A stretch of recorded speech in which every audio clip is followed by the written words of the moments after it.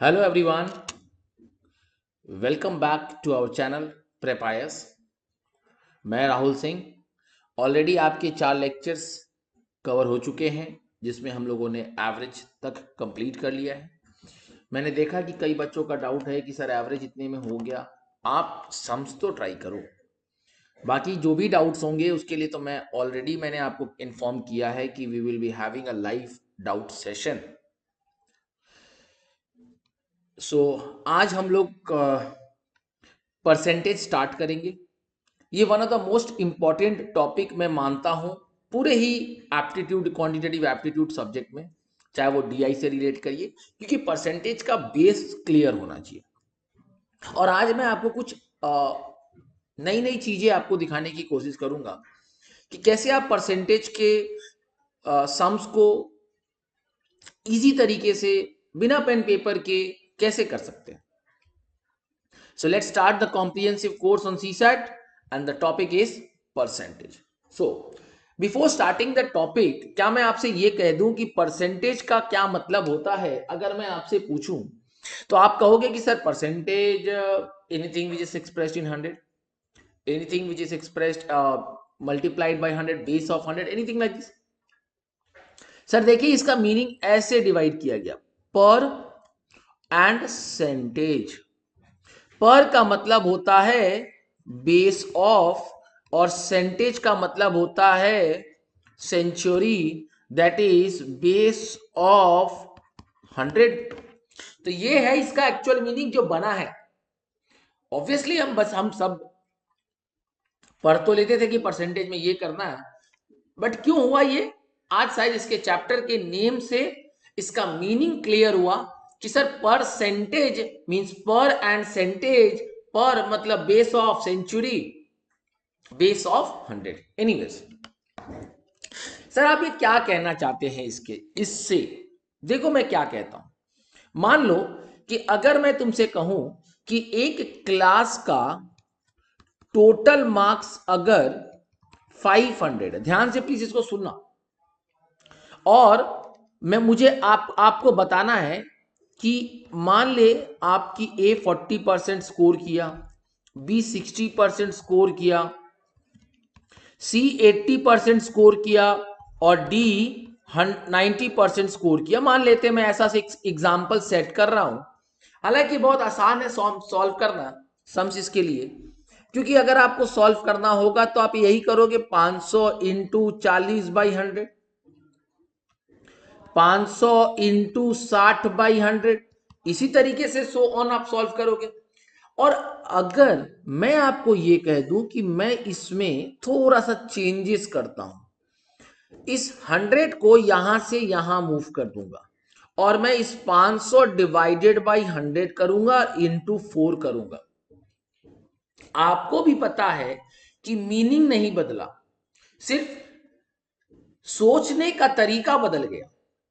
ये सोचने का तरीका क्या हुआ? अभी मैं जब 500 से 100 को डिवाइड कर रहा हूं तो मैं यहां पे वैल्यू ऑफ 1 निकाल रहा हूं। क्या निकाल रहा हूं?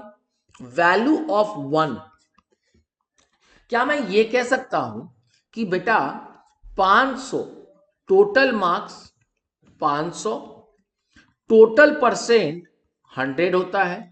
तो क्या मैं नहीं कह सकता कि 100% is equals to 500, so 1 is equals to 500 divide by 100? कहोगे ना? वही मैं यहां इस्तेमाल करवा कि अगर एक का वैल्यू 5 है, अगर 1% का वैल्यू 5 है, तो 40 का क्या होगा? 200। 60 का क्या होगा? 240। 1 is 5, so 40 is 40 into 5, 60 is 60 into, sorry, 60 into 5, 300, 80 into 5, 400, 90 into 5, 450. Isn't this easy? Sir आपको लगता होगा अभी आप सोचने में आ गए, नहीं नहीं, ऐसा कोई विशेष फर्क नहीं आया। जरूर आएगा, मैं आपको सम्स में दिखाऊंगा, जरूर इस पे फर्क आएगा। जैसे कि एक छोटा सा एग्जांपल दिखाता हूं। A scored 80 marks in an examination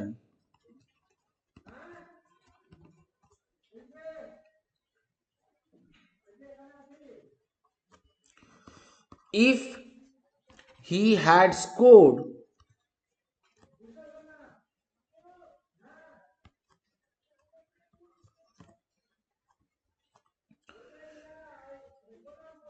20 marks more,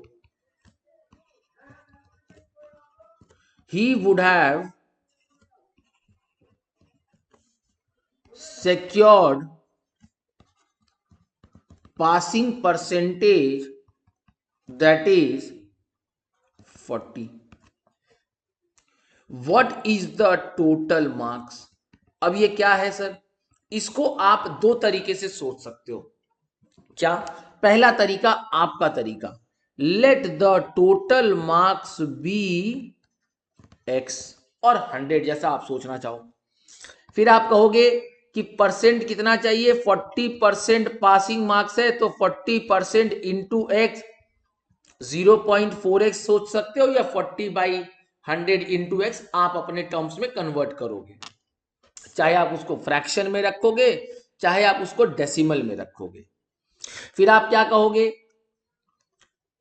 कि 80 मार्क्स वो लाया, अगर और 20 मार्क्स लाता तो उसको 0.4x यानी पासिंग परसेंटेज मिल जाता। तो 100 marks is equals to 0.4x, therefore x is equals to 100 by 0.4, yes or no? अभी सॉल्व करेंगे तो इंटू 10, 4 से गया 25 इंटू 10 250 इज द आंसर। हाँ या ना? पक्का? अभी अगर मैं इसको बिना एक्स के करूं तो कैसे करूंगा, ध्यान से सुनना। क्या मैं ये कह सकता हूं कि मेरा पासिंग मार्क्स कितना है? सर वो लाया कितना, 80, कम कितना लाया, 20, तो पासिंग मार्क्स हो गया उसका 80 + 20। अग्री? सर पासिंग परसेंटेज कितना है, 40, यस और नो? तो क्या मैं ये कह दूं कि passing percent is equals to passing marks? अगर आप अग्री करोगे मेरी बात को, सर दोनों तो सेम है, तो एक इन टर्म्स ऑफ परसेंटेज है, एक इन टर्म्स ऑफ वैल्यू है, बट दोनों तो सेम है। दोनों को क्या मैं इक्वल कर सकता हूं? हाँ सर आप कर सकते हो। 40% is equals to 100, 1% is equals to 100 by 40, 100% is equals to 100 by 40 into 100। क्योंकि आपको समझना मेरी बात को, 40% 100 है तो 1% का वैल्यू आपने निकाल लिया। अभी आपको पूछा क्या है, टोटल मार्क्स। तो टोटल मार्क्स मतलब टोटल परसेंट, दैट इज 100%। तो एक का वैल्यू अगर 100/40 है तो 100 का वैल्यू क्या होगा? अभी आप कह रहे हो सर ज्यादा विशेष फर्क नहीं है। बेटा मैं इतना मेहनत नहीं करूंगा, मैं सिर्फ आपको समझाने के लिए कह रहा हूं। आप वर्बल कैलकुलेशन कर सकते हो। 40% इज इक्वल्स टू 100, तो 100% क्या होगा, 100/40 into 100।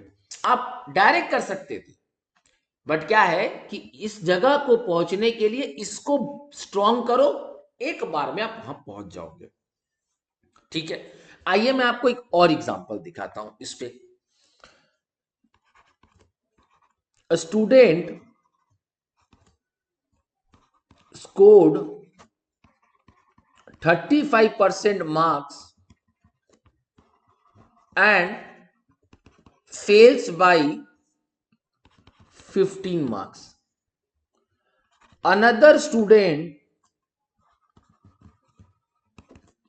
scored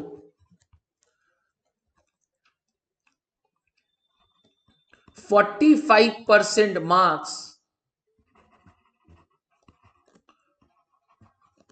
and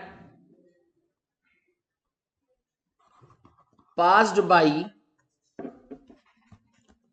5 marks. What is the total marks? Yes or no? तो बेटा अब इस तरह के क्वेश्चन को अगर आप पॉज करके ट्राई करो, आप अपना टाइम देखना और मैं अपना आपको टाइम दिखाऊंगा कैसे सम्स को किया जा सकता है। A student scored 35% marks and fails by 15 marks.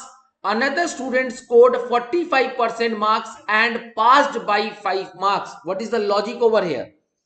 तो क्या मैं ये कह सकता हूं कि अगर वो स्टूडेंट, मैं इन दोनों के बीच में एक बेस पकड़ने की कोशिश करूंगा, तो बेस क्या पकड़ सकता हूं कि let the total marks be X. आपका तरीका पे जाऊंगा तो पासिंग मार्क्स क्या होगा पहले कैंडिडेट के लिए, पहले कैंडिडेट के लिए क्या होगा, 35% ऑफ एक्स वो लाया और 15 मार्क्स से वो फेल कर गया, यानी और 15 लाता तो वो पास हो जाता।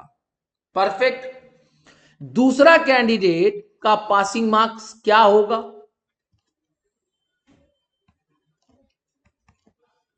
वो 45% मार्क्स लाया और 5 मार्क्स ज्यादा लाया, यानी अगर 5 मार्क्स पीछे पहुंच जाए, समझने की कोशिश करो, पासिंग मार्क्स है, ये मान लो पासिंग मार्क्स का लाइन है, एक बच्चा फेल हुआ तो मैं मान लेता हूं वो पीछे है, तो 35% लाया, 15 मार्क्स और ज्यादा लाता तो वो पासिंग मार्क्स के लाइन पे कवर कर जाता या पहुंच जाता। दूसरा बंदा पास हुआ है, वो 45% लाया, मतलब पासिंग मार्क्स से ज्यादा है, और वो 5 मार्क्स आगे है, तो अगर पीछे कर ले तो हम भी इसी लाइन पे पहुंच जाएंगे। अब क्या हम इस दोनों इक्वेशन को इक्वल करें कि 35% of X plus 15 is equals to 45% of X minus 5, तो आपका आंसर आ जाएगा। यस और नो? सॉल्व करोगे तो आंसर पक्का आएगा, लेकिन भाई मेरे, मैं ये तरीका नहीं पढ़ाऊंगा, मेरे तरीके को समझो जो अभी मैं दिखा रहा था। मान लेता हूं कि ये है तुम्हारा पासिंग मार्क्स का लाइन, जो बंदा फेल हुआ मैं मान लेता हूं वो यहां खड़ा है, और जो बंदा पास हुआ वो यहां खड़ा है। जो फेल हुआ वो पासिंग मार्क्स कितना परसेंट लाया, 35% लाया, और जो पास हुआ वो कितना लाया, वो 45% लाया। अग्री करते हो सब कोई? जो फेल हुआ वो पासिंग मार्क्स से कितना पीछे है, 15, और जो पास हुआ वो पासिंग मार्क्स से कितना आगे है, 5 मार्क्स। पक्का ना? अभी ध्यान से सुनना, फेल्ड वाला कैंडिडेट पास्ड वाले कैंडिडेट से किस तरीके से बोलेगा, फेल्ड वाला बोलेगा मेरे को 35% आया, तुमको 45% आया, मेरे तुम्हारे बीच में 10% का गैप है, हाँ या ना? मैं 35% लाया, तुम 45% लाए, तुम्हारे और मेरे बीच में 10% का गैप है। अभी देखो, इसको मैंने परसेंटेज के टर्म्स में बोला, पास्ड वाला अब उसको मार्क्स के टर्म में बोलता है। तुम्हारे और मेरे बीच में मार्क्स का जो दूरी है वो कितना है, 20%, 20 मार्क्स है। यस और नो? तुम पासिंग मार्क्स से 15 पीछे, हम पासिंग मार्क्स से 5 आगे है, तो मेरे और तुम्हारे बीच में मार्क्स का जो दूरी है वो 20 मार्क्स है। भैया 10% अगर 20 मार्क्स है तो 100% कितना होगा, 200 मार्क्स। बोलो ना, यस और नो? आ गया ना मेरा भाई मेरे आंसर? लो आपका आंसर आ गया। ये एक्स वाई जेड का कोई जरूरत नहीं है, कुछ भी नहीं करना, सिर्फ एक के पीछे भागे हम। 10% अगर 20 मार्क्स है तो 1% आप कहोगे ना, 1% इज इक्वल टू 2, तो 100% कितना होगा, 200। Hope it is clear to everyone. अब मैं आपको कुछ अलग बात कहूंगा, ये बात आपको समझ में आ गया। अब मैं आपको सेम रेट्स की बात करूंगा। रेट्स के कंसेप्ट को आज हम समझेंगे। रेट्स के कंसेप्ट में सबसे पहली बात करेंगे हम सेम रेट की। ना देखो बेटा, इसको मैं थोड़ा ज्यादा इलाबोरेट नहीं करूंगा, समझा जरूर दूंगा, बट इसको समझना, इस पे ट्रिक है और इस पे सम्स आते हैं, एग्जाम में आपको इसके सम्स मिलेंगे। सेम रेट क्या कहता है? सेम रेट कहता है, लॉजिक को समझना, मान लो एक आर्टिकल है या पॉपुलेशन है, जो भी आप बोलना चाहो बोलो, पहले साल वो 10% से इंक्रीज हुआ, उसके बाद नेक्स्ट ईयर वो 10% से डिक्रीज हुआ, हुआ ना? इस कंसेप्ट को कहते हैं सेम रेट। बट आपको यहां एक बात समझना पड़ेगा, सिर्फ फॉर्मूला लर्न करने से काम नहीं होगा सर। यहां पर आपको एक चीज समझना पड़ेगा, क्या? यहां पर रेट सेम है, एकदम सही बात, रेट सेम है 10%, 10%, rates are same, but one more important condition is there, and the second important condition is direction is opposite. Direction is opposite. Sir ये क्या मतलब कह रहे हो आप इसका? ये भाग रहा है ऊपर, ये भाग रहा है नीचे, क्या डायरेक्शन ऑपोजिट नहीं है? हाँ सर, डायरेक्शन ऑपोजिट। तो याद रखना, जब भी रेट सेम होगा और डायरेक्शन ऑपोजिट होगा तो हम क्या फॉर्मूला लगाएंगे? -r²/100। क्या फॉर्मूला लगाएंगे? -r²/100, where r is the given rate. Minus हमेशा रहेगा, माइनस कहने का मतलब डिक्रीज। क्यों ऐसा होता है? In this type of sums there is always a decrease. Sir आपके क्वेश्चन के हिसाब से पहले बढ़ा फिर घटा, आपने कहा डिक्रीज होगा।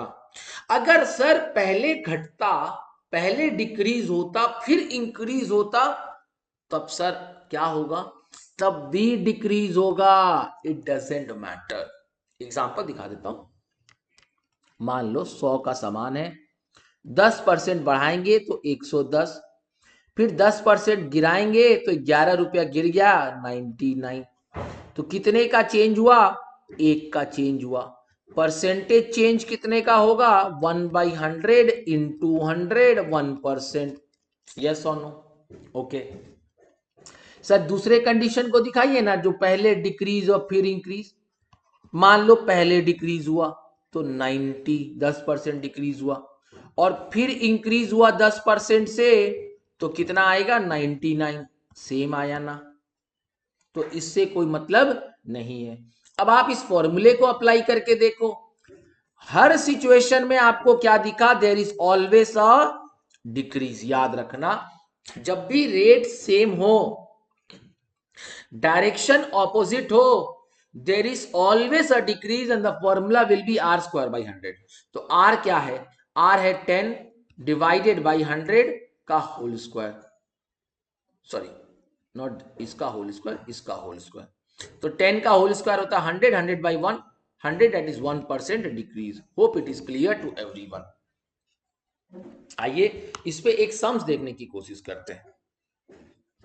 देखिए, शॉपकीपर सेल्स, अब देखो ये प्रॉफिट लॉस में भी इस्तेमाल होगा ये परसेंटेज में भी इस्तेमाल होगा। sells 2 tables at 1500 each. He earned a profit of 20% on one table and suffered a loss of 20%. मैं आपसे पूछूंगा, आप बताना, rates are same, yes or no? Yes sir. Direction is opposite, yes sir. देखो ये 20% है दोनों से केस में, यस। एक जगह प्रॉफिट है मतलब ऊपर जाएगा, और एक जगह लॉस है तो वो नीचे जाएगा। Hope it is clear.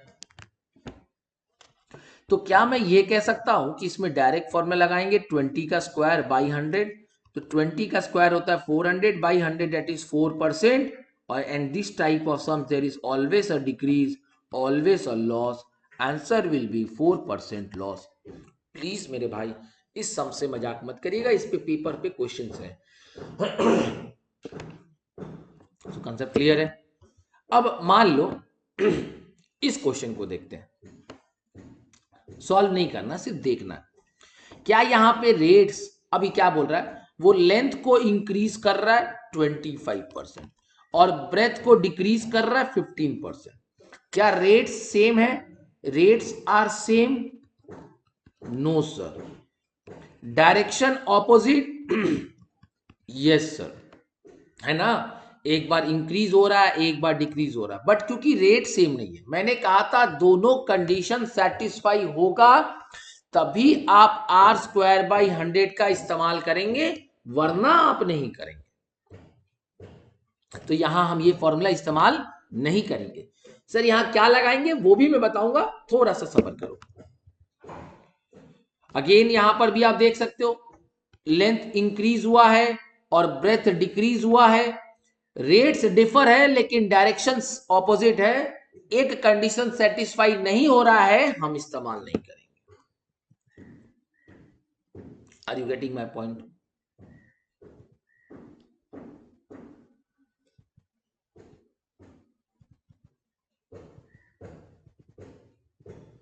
सो अब आपको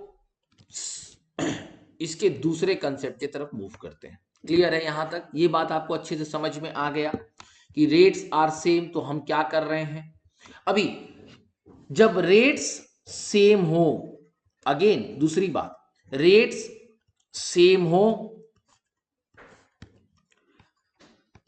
डायरेक्शन ऑपोजिट हो, डायरेक्शन सेम हो, दोनों कंडीशन हो सकता है, और रेट्स आपका डिफर हो या डिफरेंट हो तो भी।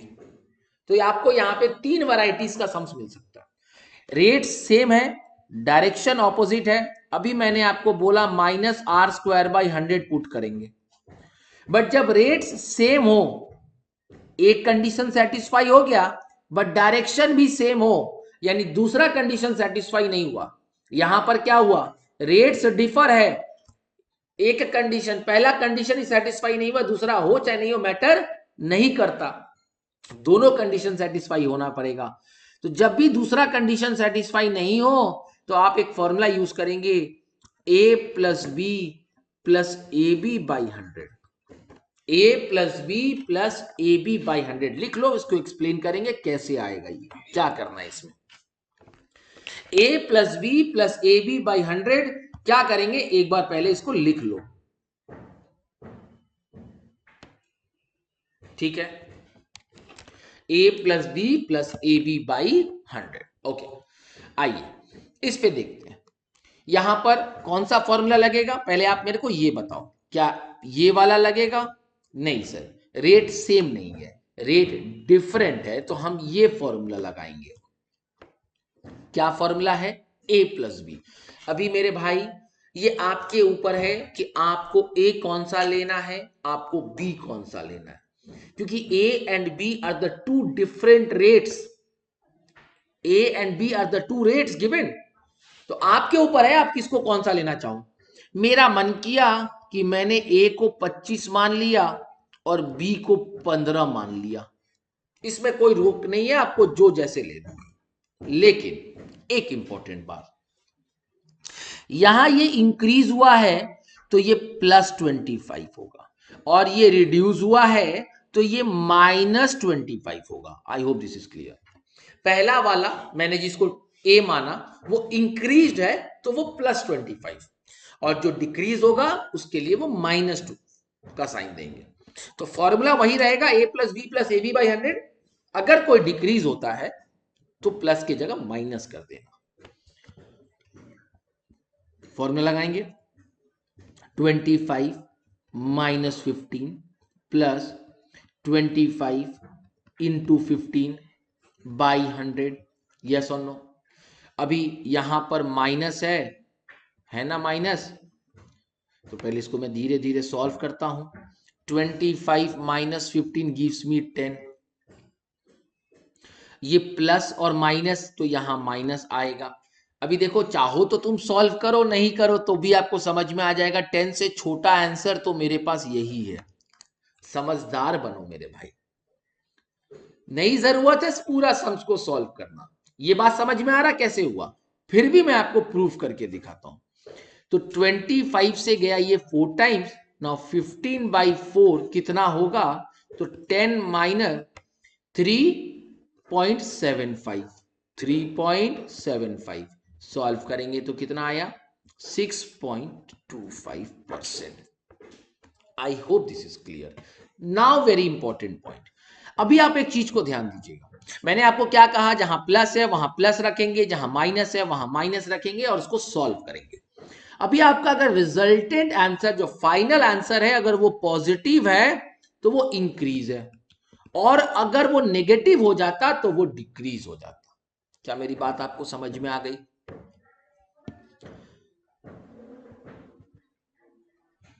जैसे ये, आइए इसको फटाफट सॉल्व करेंगे। लेंथ आपका इंक्रीज हुआ है तो मैं उसको ए बना लेता हूं और वो +40 दिखाऊंगा। ब्रेथ आपका डिक्रीज हुआ है, मैं उसको बी मानूंगा क्योंकि डिक्रीज हुआ है तो -20। सॉल्व करो ना मेरे भाई।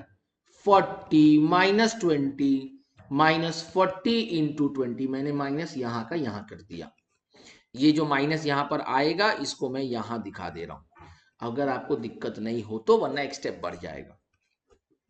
0 0 0 0, 40 -20 20, 4 इंटू 2 8 तो -8, 20 -12 12%।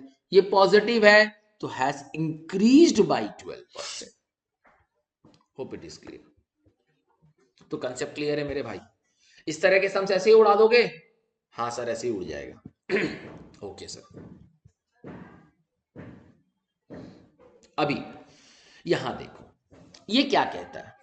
If a shopkeeper increases the price of his goods by 10%, 10% से उसने प्राइस को इंक्रीज किया, फिर वो 20% से और इंक्रीज किया, तो बेटा यहां पे क्या दिख रहा है? Rates are different. Rates are different. तो मैंने आपको कहा था कि जब रेट्स डिफर होगा तो आप ए और बी के कंसेप्ट को यूज करोगे। ए को आपने मान लिया +10 और बी भी इंक्रीज है इस बार तो ये +20। Getting my point? वहां एक डिक्रीज था तो मैंने निगेटिव का साइन दिया। तुम्हारा कॉल है भाई, तुमको जिसमें निगेटिव करना करो। यूज करो फॉर्मूला को। 10 + 20 + 10 इंटू 20/100 30। सॉल्व करेंगे तो +2 32% इंक्रीज। Answer is 32%। क्या मेरी बात आपको समझ में आ रही है?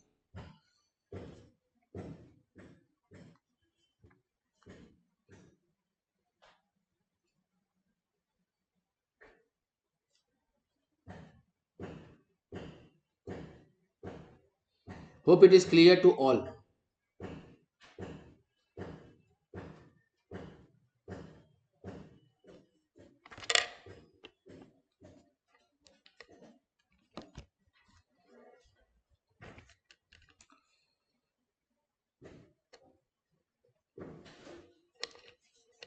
ओके तो क्लियर।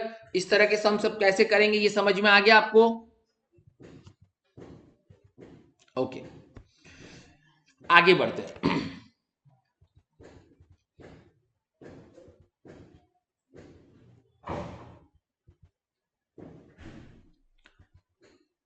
अब एक और कंसेप्ट क्या है सर? आपने कई बार इस तरीके के सम्स देखे होंगे कि मान लो, एक एग्जांपल देता हूं कि आपकी मम्मी आपको 100 रुपीज देती है, ठीक है, और बोलती है कि भाई आपको 100 रुपीज का एप्पल लेकर आना है। क्या लेकर आना है? एप्पल लेकर आना है। मान लो अगर एप्पल पर केजी अगर 100 है तो आप 1 kg लेकर आओगे। हर दिन का मैं बता रहा हूं, और हर दिन प्राइस फ्लक्चुएट हो सकता है। 100 रुपया मम्मी देती है, बोलती है घर आते समय एप्पल लेकर आना। आपको यह मैटर नहीं करता कि आप कितना लिए, आप 100 रुपया का एप्पल लोगे, मतलब आप अपने एक्सपेंडिचर को चेंज नहीं करते। ये हम लोग जैसे लड़कों के लिए जनरल लाइफ में बाइक का पेट्रोल भराने का ही जैसा होता है। उसको ये मैटर नहीं करता कि वो 90 रुपया तेल चल रहा है कि 100। हाँ मैटर करता है, ऑब्वियसली करता है, बट वो 100 रुपया ही देता है और बोलता है कि भाई आप 100 का तेल भर दो। यस। तो अगर वो पर केजी 100 है तो 1 kg आएगा एप्पल। अगर पर केजी 100 से कम मैं मान लेता हूं 80 है तो मोर देन 1 kg आएगा। अभी कितना आएगा मैं इस पे बाद में बात करूंगा। और अगर पर केजी 100 से ज्यादा है, मान लेता हूं 110, तो लेस देन 1 kg आएगा। क्या इस बात से आप अग्री करते हो? कहने का मतलब यह है कि अगर आपका एप्पल का प्राइस डिक्रीज हुआ, जब प्राइस आपका डिक्रीज हुआ, कंजम्पशन आपका इंक्रीज हुआ। प्राइस आपका इंक्रीज हुआ तो कंजम्पशन आपका डिक्रीज हुआ। अग्री और do not agree?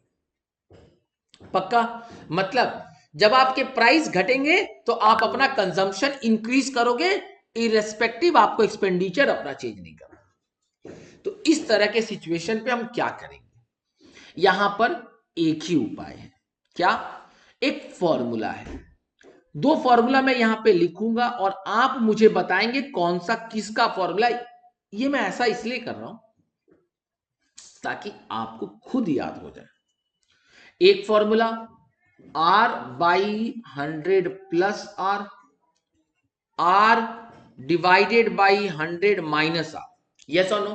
R divided by 100 plus R और R divided by 100 minus R into 100 percentage में कन्वर्ट करने के लिए। अब तुम मेरे को एक बात बताओ, जब आपका डिनोमिनेटर बढ़ता है, जब आपका डिनोमिनेटर बढ़ता है तो आपका वैल्यू डिक्रीज होता है कि इंक्रीज होता है? जल्दी से, जब आपका डिनोमिनेटर बढ़ेगा तो आपका वैल्यू डिक्रीज होगा, और जब आपका डिनोमिनेटर घटेगा तब आपका वैल्यू इंक्रीज होगा। यस और नो? क्या मेरी बात समझ में आ रही है आपको? पक्का है ना? आइए क्वेश्चन को देखते हैं। If the price of a television set is increased by 25%, क्या हुआ? प्राइस अपना इंक्रीज हो गया। Should the new price be reduced to bring the price back to the original level? अच्छा देखो, ये जो सम्स है ये आप बोलोगे सर कंजम्पशन वाला सम्स नहीं है। मैंने आपको एक एग्जांपल सेट किया कंजम्पशन वाला, बट इसको आप वेरियस जगह पर इस्तेमाल कर सकते हो। कहां कहां? एक तो ये, एक सर मैंने बढ़ाया, बताओ अब कितने से घटाऊं? पहले इंक्रीज तो दूसरे वाले सिचुएशन में आपको डिक्रीज करना पड़ेगा। यस। मेरा मार्क्स, फॉर एग्जांपल मैं दो दोस्तों की बात कर रहा हूं, मैं और मेरा एक दोस्त है, ठीक है? मेरा मार्क्स उससे 25% ज्यादा है तो उसका मार्क्स मेरे से कितना परसेंट कम है? ये समझ में आ रहा सिचुएशन? मेरा सैलरी उससे 50% ज्यादा है तो उसका सैलरी मेरे से कितना परसेंट कम है? मतलब one is moving in upward direction तो other should be moving in downward. One is increasing so other one should be decreasing. One has increase so how much you have to reduce. इस तरह के concept में एक का ज्यादा मोर है तो दूसरे का लेस होगा। इस तरह का कंसेप्ट हम यहां इस्तेमाल करेंगे। क्लियर है मेरी बात? ओके। तो अभी आप ये समझने की कोशिश करो कि आपको निकालना क्या है। आपको रिड्यूस निकालना है। क्या मैं रिड्यूस्ड का सिनोनिम्स डिक्रीज वर्ड यूज कर सकता हूं, लेस वर्ड यूज कर सकता हूं? Yes sir. तो कौन सा फॉर्मूला लगेगा? डिक्रीज्ड वाला, where R is the rate 25/100 plus 25 into 100। अभी मैंने बताया कि डिक्रीज के फॉर्मूला में ये होते हैं। So 25/125 into 100, 1/5 that is 20%। Answer आ गया। Hope it is clear. क्या मेरी बात समझ में आ रही है? अगर आपने किसी चीज को 25% से बढ़ाया है तो आपको वापस कितना परसेंट कम करना होगा? आपको 20% कम करना होगा। बात समझ में आ रहा है?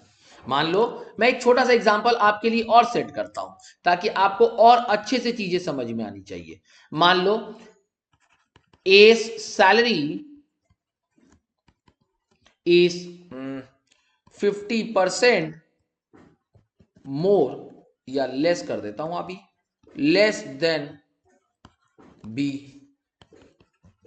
then B's salary is how much percent more than A? समझ में आ रहा? ए का सैलरी अगर बी से कम है तो बताओ ना बी ए से कितना ज्यादा? यही तो सवाल है। तो मेरे भाई आपको क्या दिया हुआ है? 50% लेस दिया हुआ। अगर पहला वाला लेस है तो बट ऑब्वियस है दूसरा वाला मोर होगा। और आपसे पूछा भी है कि मोर बताओ। मोर का सिनोनिम्स क्या हो सकता है? इंक्रीज। तो मोर यानी इंक्रीज का फॉर्मूला क्या लगेगा? R/100 minus R into 100। 50 divided by 50, that is 100 minus 50 into 100.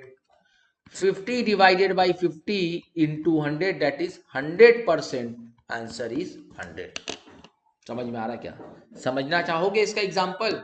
मानो ना कि बी का सैलरी अगर 1000 है और तो ए का सैलरी 50% कम है ना, 50% कम है मतलब ये 500 होगा.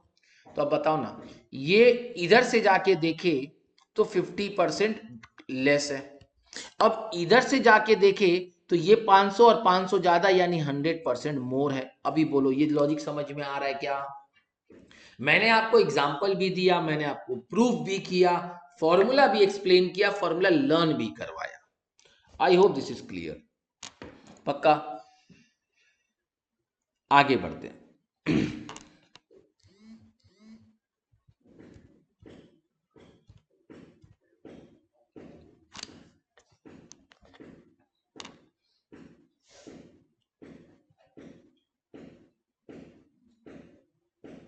क्वेश्चन देखिएगा. A student attempted 24 questions and secured full marks in all of them. If he obtained 40% in the test and each questions carried equal marks, then what was the total number of questions in the test? देखो कितना simple सा question है. मैंने कितने question attempt किए? 24, और मुझे 40% marks मिला. पक्का? तो यानी मैं ये कह दूं कि 40% मैंने क्वेश्चन भी अटेम्प्ट किए, तो यानी 24 क्वेश्चन अटेम्प्ट हुए. तो अगर 40% क्वेश्चन, अगर 40% जो है वो 24 क्वेश्चन है, तो 1% क्या होगा? 24/40. तो 100% क्या होगा? 24/40 इंटू 100. सॉल्व कर लो. 6 से गया तुम्हारा, 4 से गया तुम्हारा 6 टाइम्स, 4 से गया तुम्हारा 10 times, 10 10 60. Answer is 60. Is it clear to everyone? तो इस तरह के सम्स पे ज्यादा दिमाग, क्योंकि देखो आपसे क्या पूछा है? टोटल नंबर पूछा है, तो टोटल नंबर मतलब अपने को 100% जाना होगा. हाँ या ना? अब मैं दूसरे अप्रोच की बात करूंगा. हालांकि इसको हम वेन डायग्राम में भी पढ़ सकते हैं, बट ठीक है, इस पे यहाँ पे बहुत से क्वेश्चंस इस पे पूछे गए हैं, तो इसके साथ हम डील कर लेते हैं. क्या बोल रहे हैं? In an examination every candidate took physics or mathematics or both. 65.8% took physics and 59.2% took mathematics. The total number of candidates was 2000. How many candidates took both physics and mathematics? अभी यहां पे बहुत इंपॉर्टेंट बात, इसको हम Venn diagram से समझेंगे. Question में क्या बोल रहा है? एवरी कैंडिडेट मतलब हर बच्चा एग्जाम दिया है, चाहे वो एक एग्जाम दिया हो, चाहे वो फिजिक्स दिया हो सिर्फ, या वो सिर्फ मैथ्स दिया हो, या वो दोनों दिया हो, बट दिया है. तो अगर मैं ये कहूं, या अगर आपको ये पता होगा कि एन ए यूनियन बी का फॉर्मूला क्या होता है, N A plus N B minus N A intersection B. Sir इस फॉर्मूला को थोड़ा एक्सप्लेन करेंगे आप? जरूर करेंगे. अभी मेरे को एक बात बताओ, फिजिक्स का एग्जाम देने वाले कितने परसेंट बच्चे? 65.8. मैथ्स का एग्जाम देने वाले कितने परसेंट बच्चे हैं? 59.2. अगर हम दोनों को सम अप कर दे तो कितना हो गया? 125% बच्चे हुए, यानी 125% लोगों ने एग्जाम दिया है. यस और नो? अब मेरे को एक बात बताओ, जब टोटल 100 होता है तो ये 25% एक्स्ट्रा क्या है? ये 25% वो है जो कॉमन है, जो बोथ है, जो दोनों में प्रेजेंट है. आप इसको फॉर्मूला से पुट करें तो फॉर्मूला में ये 100 है, ये 65.8 है, ये 59.2 है, और ये कॉमन है, यानी ये निकालना है. आपका सवाल ये हो सकता है कि सर आप ए यूनियन बी को 100 क्यों बोले? ए यूनियन बी का मतलब होता है ऑल. एवरीथिंग। और यहां पर ये बोल दिया कि every candidate is taking examination, मतलब यहां पे ऐसे कोई भी कैंडिडेट नहीं है जो एग्जाम नहीं दे रहे, सबके सब दे रहे, मतलब 100 आउट ऑफ 100, 100% बच्चे एग्जाम दे रहे। ए यूनियन बी का मतलब होता है आप या तो एक एग्जाम अपीयर किए, कोई भी एक, या तो आप दोनों एग्जाम अपीयर किए, मतलब आप आए, तो कॉमन निकल गया। अभी क्वेश्चन में क्या पूछा है, how many candidates took both, both मतलब कितने परसेंट है, 25%। बोथ वाले कितने हैं, तो 2000 का 25% करेंगे, तो 2000 का 25% कितना होता है, 500। यस और नो, तो आंसर इज 500। आप इसको चाहते तो आप इसको वेन डायग्राम से भी कर सकते थे, लेकिन वेन डायग्राम तब अच्छा होता है जब बोथ आपको दिया रहे। मैं बार बार कहूंगा, सेट थ्योरी पे मैं इस पे और एडवांसमेंट करूंगा। वेन डायग्राम का इस्तेमाल इन जनरल तभी करना जब आपको बोथ दिया हो, मतलब मान लो ये दो सर्कल है आपके पास, आपको अगर ये नहीं दिया तो फिर दिक्कत हो जाएगा, क्योंकि ये देगा तभी आप सिर्फ ये यानी ये वाला पोर्शन निकाल पाओगे, ये दिया रहेगा तो भी तो ही आप ये वाला पोर्शन निकाल पाओगे। तो इट इज एडवाइसेबल कि do not go with a Venn diagram over here, go with the formula. Verbal formula हो सकता है मेरे भाई। 65.8% बच्चे ने फिजिक्स का एग्जाम दिया, 59.2% ने मैथमेटिक्स का एग्जाम दिया, तो टोटल हमारे हो गए 125% जिन्होंने एग्जाम दिया। बट होते तो 100 ही है, यानी 25% ऐसे हैं जो दोनों ने में अपियर किए, इसीलिए वो एक्स्ट्रा हो गए। तो 25% कितना है 2000 का, दैट इज 500। क्लियर है मेरे भाई।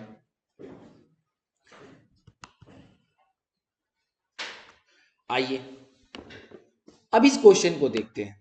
इन a survey it was found that 80% of those survey, 80% ऐसे लोग हैं जिन्होंने कार का इस्तेमाल किया, 60% ऐसे हैं जिन्होंने मोबाइल फोन का इस्तेमाल किया, और 55% ऐसे हैं जिन्होंने बोथ का इस्तेमाल किया। तो एक बात बताओ, क्या मैं इसको ये कह दूं कि ये एन ए है, एन ए 80%, किसी एक को तो ए लेना ही है, तो कार को मैंने ए ले लिया, मोबाइल वाले को मैंने बी ले लिया, कितना 60%। अब आप मेरे को बताओ ये 55% क्या है। सर ये 55% बोथ है, बोथ है मतलब ए इंटरसेक्शन बी है, और ए इंटरसेक्शन बी कितना है 55%। आपसे पूछा क्या है, व्हाट परसेंट ऑफ दो सर्वेड ओन्ड अ कार, या तो कार या तो मोबाइल या तो बोथ। अभी मैंने कहा था कि किसी एक या दोनों का इस्तेमाल अगर आप करते हो तो वो ए यूनियन बी होगा, यानी आपको ए यूनियन बी निकालना है, हाँ या ना। याद करो फॉर्मूला, ए यूनियन बी क्या था, ए प्लस बी माइनस कॉमन, तो ए कितना है 80, बी कितना है 60, कितना हो गया 140, और कॉमन कितने हैं 55, तो माइनस करो तो कितना आया 85%, हाँ या ना। तो आंसर इज 85%। 85% ऐसे हैं जिन्होंने कुछ ना कुछ इस्तेमाल किया है। मान लो इस पे अगर आगे ब्रॉडर करें कि क्वेश्चंस को और कैसे बना सकते हैं कि ओनली ए क्या होगा, ओनली मतलब जैसे समझना मैं क्या बोल रहा हूं, इसमें ऐसे हैं जो 80% ऐसे हैं जो उन्होंने कार का इस्तेमाल किया, 80% ऐसे हैं जिन्होंने कार का इस्तेमाल किया। तो मेरे को ये बताओ, क्या मैं ये कह सकता हूं कि 80% में ओनली कार वाले भी हैं और कार प्लस मोबाइल वाले भी होंगे, 60% के अंदर में ओनली मोबाइल वाले भी होंगे और कार प्लस मोबाइल वाले भी होंगे, होंगे ना, वरना ये 100 से ज्यादा होता ही नहीं। दोनों वाले जो कॉमन रीजन है वो दोनों में एग्जिस्ट कर रहे हैं। तो अगर ये बताओ 80% के अंदर में ओनली भी है दोनों भी है, और दोनों आपको कितना दिया क्वेश्चन में 55, तो मेरे को ये बताओ कि अगर क्वेश्चन पूछ देता कि ओनली कार क्या होता, तो क्या तुम नहीं कह सकते थे 80 माइनस 55, दैट इज 25%। क्या तुम ये नहीं कह सकते थे कि कार और मोबाइल अगर 55 है तो ओनली मोबाइल 5? यस और नो? पक्का मेरी बात समझ में आ रही है? इस पे हम लोग सेट थ्योरी में भी बात करेंगे, हालांकि हमें नहीं लगता कि आपको यहां कोई प्रॉब्लम फेस करना पड़ा, चीजें आपको अच्छे से क्लियर हो रही होगी। एनीवेज, अगर आपको चीजें समझ में आ रही है तो प्लीज हमारे चैनल को लाइक करें, सब्सक्राइब करें, और जो भी information regarding the class, regarding the notes, everything is given in the description box. Telegram channel है डिस्क्रिप्शन बॉक्स में, वहां पर आप उस टेलीग्राम चैनल पे ज्वाइन करें। सीसैट के साथ अदर फैकल्टीज भी हमारे चैनल पे क्लास करवाते हैं, आप प्लीज उनके भी क्लास को देखें। और अगर हमारी क्लास पसंद आ रही है तो प्लीज हमारे चैनल को शेयर जरूर करें। So this is clear to everyone, I guess आपको ये चीजें समझ में आ रही है। मैं यहां पे देखो सिर्फ क्वेश्चन के पीछे नहीं भागा, हाँ यहां तो मेरा काम हो गया था, बट इसी पे अगर कुछ और दे देता तो कहते कि सर ने सिर्फ उतना ही बताया जितना क्वेश्चन ने पूछा। अब जब मैंने ये बता दिया तो इससे सब कुछ खत्म हो गया, इस पे अब एक भी क्वेश्चन ऐसा नहीं है जो आप नहीं कर पाओगे, everything is covered over here. Hope it is clear. आइए last question of the day, excuse me, question को समझने की कोशिश करिएगा। क्या बोल रहा है? If the price of mangoes is decreased by 40%, one could get 32 more mangoes for 120, then find the original price of each mango। क्या कह रहा है? अच्छा पहले तो ये बताओ, अगर मेरा मैंगो का दाम घटा है तो हम अपने कंजम्पशन को इंक्रीज करेंगे, पक्का। मैंगो का प्राइस डिक्रीज हुआ है, प्राइस, अगर price of mango has decrease तो कंजम्पशन ऑफ मैंगो इंक्रीज होगा। कितना से इंक्रीज होगा? फॉर्मूला लगाएंगे, 40/100 माइनस 40 इंटू 100, 2/3 इंटू 100, यही तो हो रहा है शायद 60, हाँ, यानी 66.67% बोल सकते हो, या फ्रैक्शन में छोड़ोगे तो 2/3 बोलोगे। अभी क्या बोल रहा है कि आप 2/3 ज्यादा मैंगो ले सकते हो, है ना? आप 2/3 ज्यादा मैंगो ले सकते हो, कितने रुपया में? 32 मोर मैंगोस आप खरीद सकते हो 120 रुपया में। तो मेरे को ये बताओ कि आपको बोला गया कि आप 2/3 ज्यादा इंक्रीज कर सकते हो, ये किसमें? परसेंटेज में या फ्रैक्शन। और क्वांटिटी में क्या बोला गया कि आप 32 मोर मैंगोस ले सकते हो? बोलो ना यस और नो। मोर मैंगोस की बात हो रही है, आप उसको चाहो तो परसेंटेज में भी कर सकते हो कि 66.67% आप ज्यादा खरीद सकते हो, और 32 मैंगो आप ज्यादा खरीद ही रहे हो, तो दोनों का मतलब तो सेम है, पक्का। तो आप अगर ये कहो कि 2/3 अगर 32 है तो 1 क्या होगा, यहीं पे सॉल्व करते हैं। 1 क्या होगा? 32 इंटू 3/2, दैट इज 48 मैंगोस, यानी टोटल मैंगोस कितने हो गए? 48 मैंगोस, पक्का है? टोटल मैंगोस कितने हो गए? 48 mangoes, if my correction calculation is not wrong. अभी आपने कितने रुपए में खरीदा? 120 रुपीज में 48 मैंगोस खरीदा, तो एक मैंगो का प्राइस कितना हो रहा है ये सॉल्व करो। 12 से गया 10 टाइम्स, 12 से गया 4 टाइम्स, दैट इज 2.50, 2.50 हो रहा है, हाँ 2.50। Is it clear to everyone? चीजों को समझो। मैंने क्या कहा? मैंने कहा आप इंक्रीज निकाल लो। आप 40% दाम आपके घटे तो आपने अपने कंजम्पशन को इंक्रीज किया, इन परसेंटेज 66.67% इंक्रीज किया। करना है आपको, और आपको बोला गया कि आप 32 मैंगो ज्यादा खरीद रहे हो ना, तो 32 मैंगो जो ज्यादा खरीदे हो वो इंक्रीज के कारण खरीदे हो। तो 66.67 is equal to 32, 2/3 is equal to 32, 1 is equal to 48 mango. 1 ये फ्रैक्शन के टर्म में है, अगर आप परसेंटेज में भी जाओगे तो इसको परसेंटेज से कन्वर्ट करोगे तो भी 100% जो आएगा वो 48 ही आएगा। तो अगर 48 मैंगोस को आप 120 रुपया में खरीदे तो एक मैंगो का प्राइस कितना हुआ? यही तो सवाल था, यही तो सवाल था, आंसर आ गया। तो इस तरह के क्वेश्चन अभी पूछे जाते हैं पीवाईक्यू में, तो प्लीज आप इसके पीवाईक्यू को जरूर ट्राई करिएगा।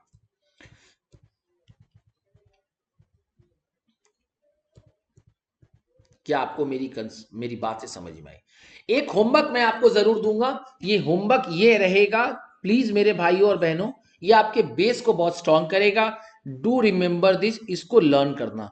1/1 100%, 1/2 50%, 1/3 33.33%, 1/4 25%, 1/5 20%, 1/6 16.67%, 1/7 14.28%, 1/8 12.5%,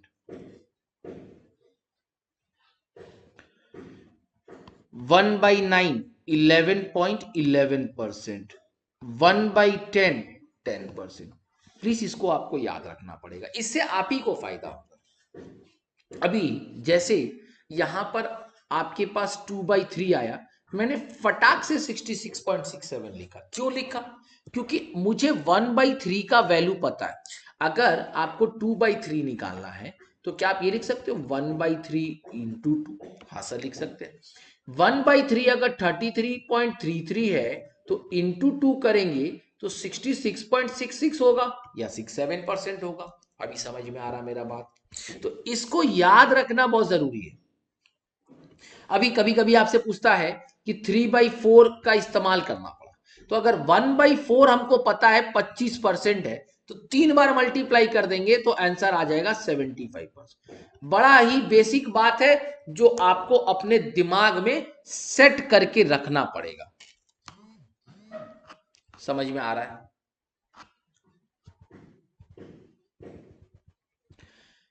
तो चीजें आपको समझ में आ रही होगी, किस तरीके से क्वेश्चंस को हम कर रहे हैं, किस तरीके से क्वेश्चंस को करना है, ये चीजें आपको समझ में आ रही है। तो प्लीज ये रेट्स वाले कंसेप्ट को प्लीज अपने दिमाग में सेट कर लेना। मैंने जो रेट का फ्लो चार्ट आपको दिया है वो जरूर इस्तेमाल करना। ये रेट का फ्लो चार्ट बहुत इंपॉर्टेंट रोल प्ले करेगा। अगर रेट सेम है, डायरेक्शन ऑपोजिट है तो R²/100, रेट सेम है, डायरेक्शन भी सेम है तो A+B/AB/100।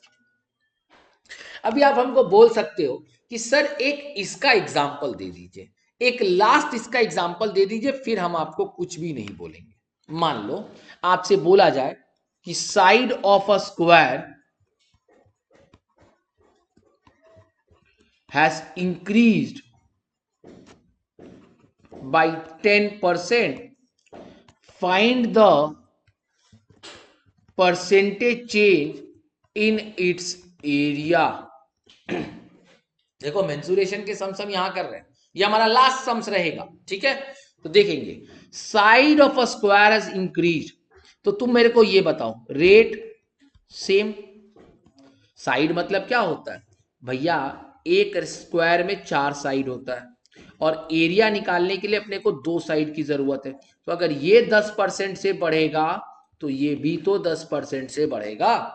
तो दोनों के जो रेट्स है वो सेम है, बट डायरेक्शन जो है वो क्या है? क्या डायरेक्शन ऑपोजिट है? नो सर, डायरेक्शन हमारा सेम है। अगर डायरेक्शन ऑपोजिट रहता तो मैं R²/100 का कंसेप्ट लगा देता, बट यहां डायरेक्शन सेम है।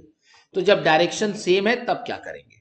फॉर्मूला क्या लगेगा, 10, अभी मैंने कहा था a प्लस बी, तो 10 plus 10 into 10/100, a plus B plus A B by 100।